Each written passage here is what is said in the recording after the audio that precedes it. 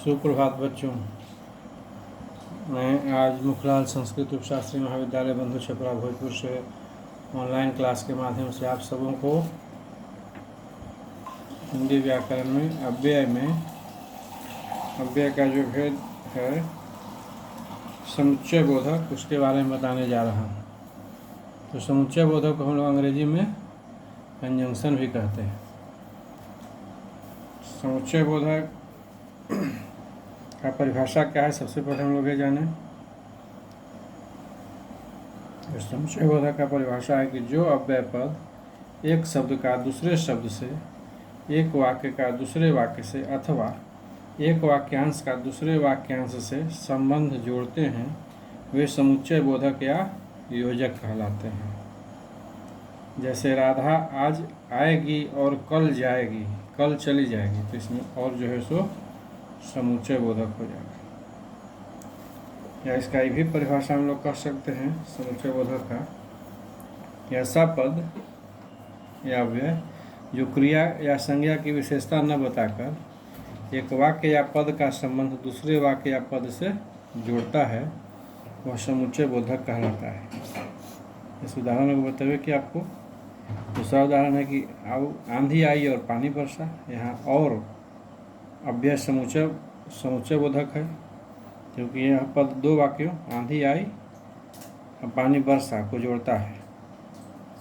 समुच्चय बोधक जो है अव्यय पूर्व वाक्य का संबंध उत्तर वाक्य से जोड़ता है, पहला वाक्य बाद वाला वाक्य से।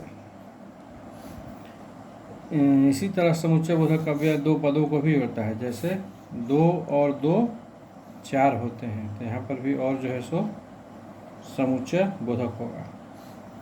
अब समुच्चय बोधक के भेद के बारे में जाने कि इसके कितने भेद हैं या यह कितने प्रकार के हैं। तो यह समुच्चय बोधक के प्रमुख दो भेद हैं, मुख्य दो भेद हैं। कौन कौन? हाँ, तो समानाधिकरण समुच्चय बोधक, और दूसरा है व्यधिकरण समुच्चय बोधक। समानाधिकरण समुच्चय बोधक को हम लोग अंग्रेजी में कोऑर्डिनेट कंजंक्शन कहते हैं, और व्यधिकरण समुच्चय बोधक हम लोग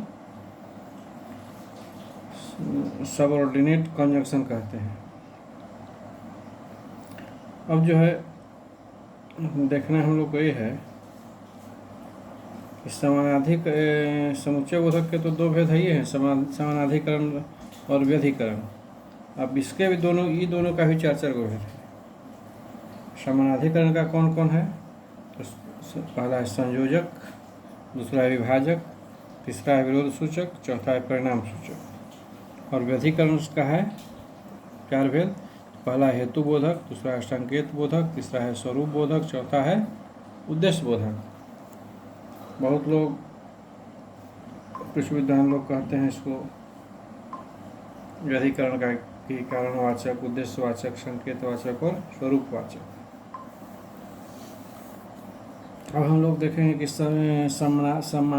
समानाधिकरण समुच्चय बोधक जो है उसका वो क्या है, उसका परिभाषा क्या है। तो जिन पदों या अवयवों द्वारा मुख्य वाक्य जोड़े जाते हैं उन्हें समानाधिकरण समुच्चय बोधक कहा जाता है। अब इसके भी चार भेद हैं जो इसका बताया गया, संयोजक, विभाजक, विरोध सूचक और परिणाम सूचक। तो अब संयोजक किसे कहते हैं वो हम लोग देखें। तो जो अव्यय पद दो शब्दों, वाक्यांशों या समान वर्ग के दो उपवाक्यों में संयोग प्रकट करते हैं, वे संयोजक कहलाते हैं।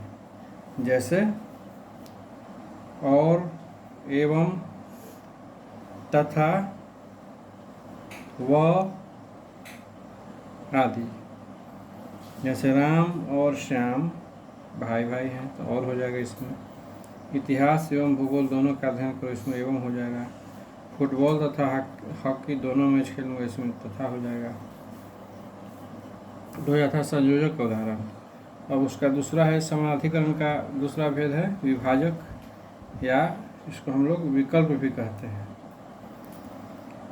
इसका परिभाषा है कि जो अव्यय पद शब्दों, वाक्यों या वाक्यांशों में विकल्प प्रकट करते हैं, वे विकल्प या विभाजक कहलाते हैं। जैसे कि, चाहे, अथवा, अन्यथा, या, नहीं, तो, न कि, नहीं तो, किंवा, वा इत्यादि। जैसे वाक्य अगर हम लोग बनाएंगे तो उसका उदाहरण होगा कि तुम ढंग से पढ़ो अन्यथा फेल हो जाओगे, तो इसमें अन्यथा जो होगा वह विभाजक होगा। दूसरा वाक्य है कि चाहे ये दे दो, चाहे वो, तो इसमें चाहे जो होगा वो विकल्प होगा या विभाजक होगा। तो यह था विभाजक का अर्थ उदाहरण। अब तीसरा है समानाधिकरण समुच्चय बोधक का तीसरा भेद है विरोध सूचक, या इसको हम लोग विरोध दर्शक भी कहते हैं। तो विरोध सूचक जो है उसका परिभाषा है कि जो अव्यय पद पहले वाक्य के अर्थ से विरोध प्रकट करें वे विरोध सूचक कहलाते हैं। जैसे परंतु, लेकिन, किंतु, मगर, वर्ण, बल्कि, पर इत्यादि। जैसे उदाहरण इसका, रोटियां मोटी किंतु स्वादिष्ट थी, इसमें किंतु जो है वो विरोध सूचक हो जाएगा। वह आया परंतु देर से, तो इसमें परंतु जो शब्द है वह विरोध सूचक हुआ। मैं तो चला जाऊंगा लेकिन तुम्हें भी आना पड़ेगा, इसमें लेकिन जो शब्द है वह विरोध सूचक शब्द हुआ। तो यह था समानाधिकरण का तीसरा भेद विरोध सूचक। अब चौथा है और अंतिम इसका भेद है परिणाम सूचक, या इसको हम लोग परिणाम दर्शक भी कहते हैं। तो इसका परिभाषा है कि जब अव्यय पद किसी परिणाम की ओर संकेत करता है तो परिणाम सूचक कहलाता है। जैसे इसलिए, अतएव, अतः, जिससे, जिस कारण इत्यादि। वाक्य बनाइए, वाक्य में हम लोग देखेंगे जैसे तुमने मना किया था इसलिए मैं नहीं आया, और इसमें इसलिए शब्द जो है इसलिए वह परिणाम सूचक है। दूसरा वाक्य है कि मैंने यह काम खत्म कर दिया जिससे कि तुम्हें आराम मिल सके। अब इसमें जिससे जो शब्द है वह परिणाम सूचक शब्द हुआ। तो यह था समानाधिकरण का चारों भेद। अब व्यधिकरण का चार भेद होता है, उसके बारे में देखिए। तो व्यधिकरण समुच्चय बोधक है। सबसे पहले वो कहे कि वो किसे कहते हैं, उसका परिभाषा क्या है। तो वे संयोजक जो एक मुख्य वाक्य में एक या अनेक आश्रित उपवाक्यों को जोड़ते हैं व्यधिकरण समुच्चय बोधक कहलाते हैं। या इसको हम लोग ये भी कह सकते हैं कि जिन पदों या अवयवों के मेल से एक मुख्य वाक्य में एक या अधिक आश्रित वाक्य जोड़े जाते हैं उन्हें व्यधिकरण समुच्चय बोधक कहते हैं। जैसे यदि मेहनत करोगे तो फल पाओगे, यह इसका उदाहरण है। अब इसमें व्यधिकरण समुच्चय के भी चार भेद हैं। कौन कौन? पहला हेतु बोधक, दूसरा संकेत बोधक, तीसरा स्वरूप बोधक, चौथा उद्देश्य बोधक। तो पहला हम लोग देखेंगे सबसे पहले हेतु बोधक, जिसको कि हम लोग कारण बोधक भी कहते हैं या कारणवाचक भी कहते हैं।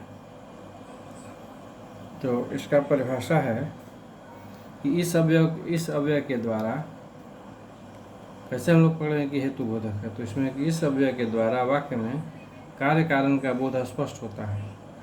जैसे क्योंकि, चूंकि, इसलिए, कि, जो कि इत्यादि। वाक्य के एग्जाम्पल हम लोग देखेंगे। वह असमर्थ है क्योंकि वह लंगड़ा है, तो यहाँ क्योंकि जो है सो हेतु बोधक हुआ या कारण बोधक कहिए।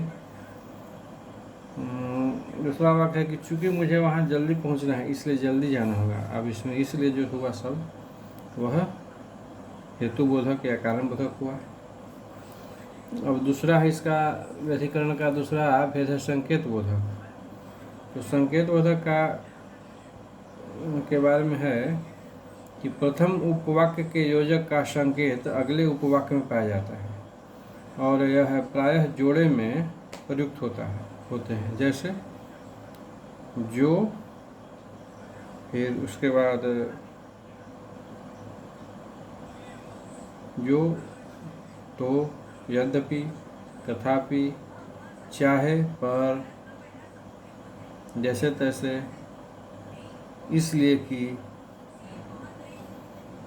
इत्यादि। जैसे जैसे इसमें है कि वाक्य हम लोग बनाएंगे तो उदाहरण होगा कि ज्यों ही मैंने दरवाज़ा खोला त्यों ही बिल्ली अंदर घुस गई। अब इसमें ज्यों ही और त्यों ही जो है दोनों संकेत बोधक हुआ।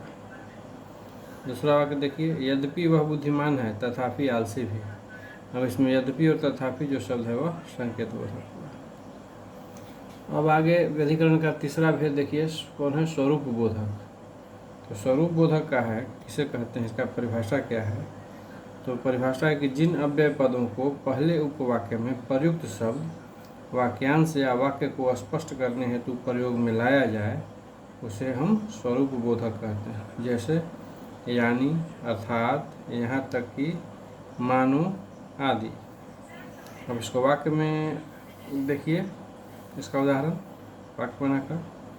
तो पहला वाक्य है कि होगा कि वह इतनी सुंदर है मानो अप्सरा हो। इसमें मानो जो है सो स्वरूप बोधक है। दूसरा वाक्य कि अस्तो माँ सदगमय, सदगमय अर्थात हे प्रभु असत्य से सत्य की ओर ले चलो। अब इसमें अर्थात जो शब्द है वह स्वरूप बोधक हुआ। अब व्यधिकरण का चौथा और सबसे अंतिम भेद है उद्देश्य बोधक, जिसको उद्देश्यवाचक भी कह सकते हैं, वो भी उद्देश्यवाचक भी कहलाता है।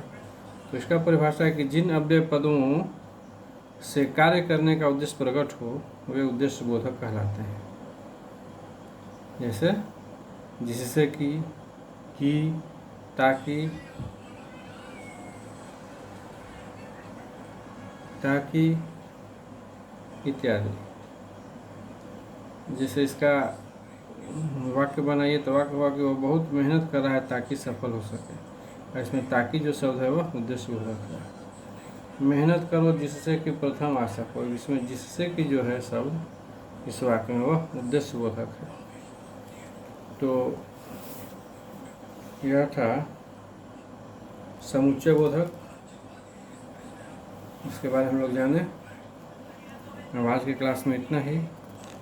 फिर अगला क्लास में हम लोग विस्मयादि बोधक के बारे में पढ़ेंगे और विस्मयादि बोधक के बाद हम लोग निपात के बारे में जानेंगे। जैसे फिर अगले क्लास में, तब तक के लिए अभी आप सभी बच्चों को शुभ दिन।